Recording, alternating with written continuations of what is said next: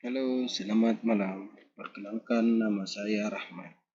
Saya berasal dari kampus Institut Teknologi Batam dengan Fakultas Teknik Industri dan Program Studi Manajemen Rekayasa.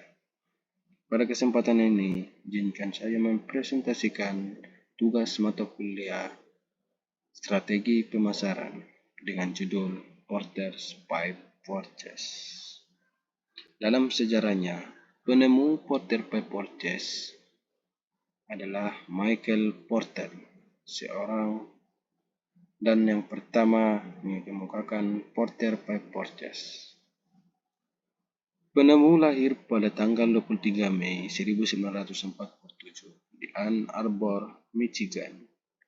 Michael Porter adalah ekonom dan profesor terkemuka di Harvard Business School. Dia adalah penulis lebih dari 18 buku, lebih dari 125 artikel tentang strategi bisnis perusahaan dan kompetitif. Dalam Porter Pipe Purchase ada 5 jenis. Pertama adalah persaingan industri. Kedua, adanya ancaman pendatang baru. Ketiga, ancaman produk pengganti. Keempat, kekuatan tawar-menawar pembeli. Dan terakhir, kekuatan tawar-menawar pemasok.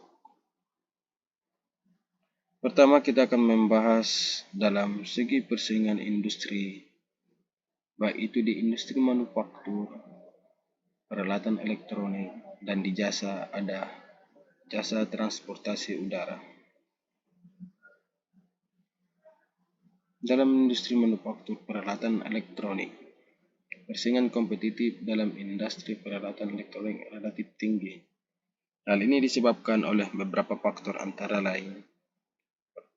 Pertama, terdapat banyak pemain yang bersaing di industri ini, baik pemain lokal maupun pemain global. Kedua, industri ini memiliki pertumbuhan yang tinggi sehingga mendorong pemain untuk berinvestasi dan berinovasi. Dan terakhir, industri ini memiliki profitabilitas yang tinggi sehingga menarik bagi pemain untuk bersaing. Dalam jasa transportasi udara, di sini juga persaingan kompetitif dalam industri jasa transportasi udara relatif tinggi. Hal ini disebabkan oleh beberapa faktor. Yang pertama, terdapat banyak pemain yang bersaing di industri ini, baik pemain lokal maupun pemain global. Industri ini memiliki pertumbuhan yang tinggi sehingga mendorong pemain untuk berinvestasi dan berinovasi. Ketiga, industri ini memiliki profitabilitas yang tinggi sehingga menarik bagi pemain untuk bersaing.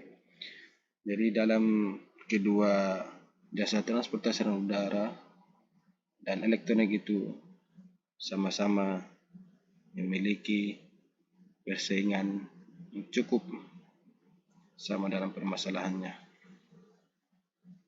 Kedua, kita akan membahas dalam segi ancaman pendatang baru, tetap di elektronik dan jasa transportasi udara.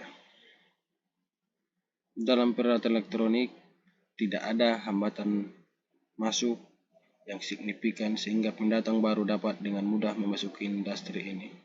Kedua, industri ini memiliki potensi pertumbuhan yang tinggi sehingga menarik bagi pendatang baru. Ketiga, industri ini memiliki skala ekonomi yang besar sehingga pendatang baru dapat dengan cepat mencapai skala ekonomi yang menguntungkan. Di dalam industri jasa transportasi udara, terdapat hambatan masuk yang signifikan, misalnya persyaratan modal yang besar, regulasi yang ketat, dan jaringan distribusi yang luas. Yang terakhir, industri ini memiliki persaingan yang ketat sehingga pendatang baru akan menghadapi tantangan yang besar.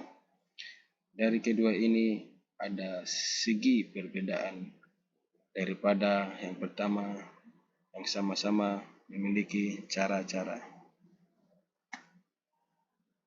Dan yang ketiga, kita akan membahas dalam segmen ancaman produk pengganti. Tentunya dalam industri peralatan elektronik dan industri jasa transportasi udara. Di dalam industri peralatan elektronik, tentu adanya produk-produk elektronik yang memiliki fungsi yang sama, tetapi dengan harga yang lebih murah. Adanya produk-produk elektronik yang memiliki fungsi yang lebih canggih sehingga dapat menggantikan produk-produk elektronik yang sudah ada. Mungkin dalam peralatan elektronik ini bisa kita ambil salah satu dari brand Apple, mungkin salah satunya. Dan di dalam jasa transportasi, pertama tidak ada produk atau jasa pengganti yang dapat sepenuhnya menggantikan jasa transportasi udara. Dan kedua, produk atau jasa pengganti yang ada memiliki keterbatasan, misalnya jarak tempuh atau waktu tempuh. Mungkin kita tidak asing dalam jasa transportasi, paling tidak adalah sebagai contoh kita ambil adalah pesawat, adalah sebagai alat transportasi kita untuk ke suatu tempat.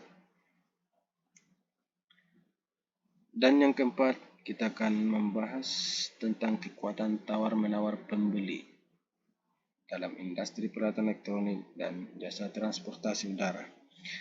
Di industri peralatan elektronik, pelanggan dalam industri peralatan elektronik memiliki kekuatan tawar-menawar yang relatif tinggi. Hal ini disebabkan oleh beberapa faktor. Pertama, terdapat banyak pembeli yang tersebar berbagai negara sehingga pembeli memiliki pilihan yang luas. Kedua, pembeli memiliki informasi yang cukup tentang produk dan harga sehingga dapat melakukan tawar-menawar dengan pemasok. Terakhir, pembeli dapat melakukan substitusi produk sehingga pembeli memiliki alternatif pilihan jika harga atau kualitas produk tidak sesuai dengan harapan kita. Tentu dalam transportasi udara, pelanggan dalam industri jasa transportasi udara memiliki kekuatan tawar-menawar yang relatif tinggi. Hal ini disebabkan oleh beberapa faktor. Pertama, terdapat banyak pembeli yang tersebar di berbagai negara sehingga pembeli memiliki pilihan yang luas. Kedua, pembeli memiliki informasi yang cukup tentang produk dan harga sehingga dapat melakukan tawar-menawar dengan pemasok. Tiga, pembeli dapat melakukan substitusi produk sehingga pembeli dan alternatif pilihan jika harga atau kualitas produk tidak sesuai dengan harapan. Dalam kedua ini adalah memiliki persamaan dalam menghadapi tawar-menawar, dalam kekuatan tawar-menawar pembeli. Oke, kita lanjutkan. Terakhir adalah fire. Adalah tentang kekuatan tawar-menawar pemasok, baik itu di industri peralatan elektronik maupun jasa transportasi udara. Memasok dalam industri peralatan elektronik dan jasa transportasi udara memiliki kekuatan yang tawar-menawar yang relatif tinggi. Hal ini disebabkan oleh faktor antara lain. Pertama, terdapat sedikit pemasok utama yang menguasai pangsa pasar sehingga pembeli memiliki pilihan yang terbatas. Kedua, pemasok memiliki keunggulan dalam hal teknologi inovasi sehingga pembeli bergantung pada pemasok untuk mendapatkan produk yang berkualitas. Ketiga, pemasok dapat melakukan diferensiasi produk sehingga pembeli tidak memiliki alternatif pengganti yang mudah ditemukan. Di dalam jasa transportasi udara, terdapat banyak pemasok yang menawarkan produk dan jasa yang sama sehingga pembeli memiliki pilihan yang luas. Kedua, pemasok tidak memiliki keunggulan yang signifikan dalam hal teknologi ataupun inovasi. Ketiga, pembeli memiliki informasi yang cukup tentang produk dan harga sehingga dapat melakukan tawar-menawar dengan pemasok. Penerapan Portes by Portes dapat membantu perusahaan untuk menghemat lingkungan, bersihkan industri, dan merumuskan strategi yang tepat untuk bertahan dan bersaing.